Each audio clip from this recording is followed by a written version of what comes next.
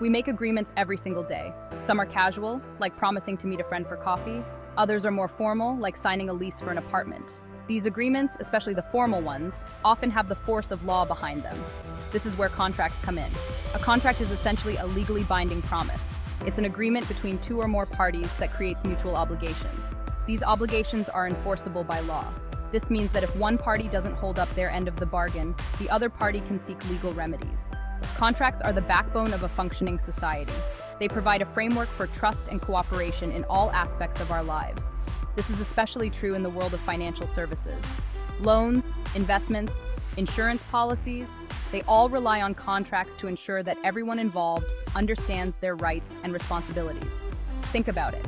Without contracts, how could businesses operate? How could individuals plan for the future? The law of contract provides the certainty and stability needed for economic and social interactions to thrive. Not every agreement we make carries the weight of a legally binding contract. Imagine promising your friend you'll bake them a cake. That's not a contract. For an agreement to be considered a valid contract, certain key elements must be present. These elements are like ingredients in a recipe. Leave one out and you might end up with something completely different.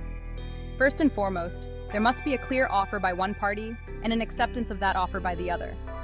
This back and forth forms the basis of the agreement. Second, both parties must intend to create legal relations.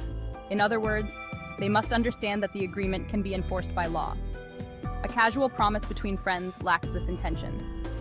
Third, all parties involved must have the legal capacity to enter into a contract. This means they must be of sound mind, of legal age, and not under any duress or undue influence. Finally, the contract's subject matter must be legal. An agreement to commit a crime, for example, would not be a valid contract. Let's delve a little deeper into these essential elements, starting with agreement. Agreement is the cornerstone of any contract. It signifies a meeting of the minds where both parties are on the same page regarding the terms. This typically involves an offer being made by one party and accepted by the other. The offer must be clear and specific, outlining the essential terms of the agreement. The acceptance must mirror the offer, agreeing to the same terms without any modifications. Any changes proposed to the original offer would constitute a counteroffer, essentially restarting the negotiation process. Intention to create legal relations is the next vital ingredient. This element distinguishes a legally binding contract from a casual promise. It means that the parties involved understand that their agreement carries legal consequences.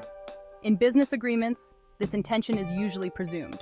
However, in social or domestic agreements, proving intention to create legal relations might be more challenging. Capacity ensures that all parties entering into the contract are legally capable of doing so. Minors, for example, generally lack the capacity to enter into contracts. Contracts signed under duress or undue influence also raise concerns about capacity, as they suggest that a party's consent was not freely given.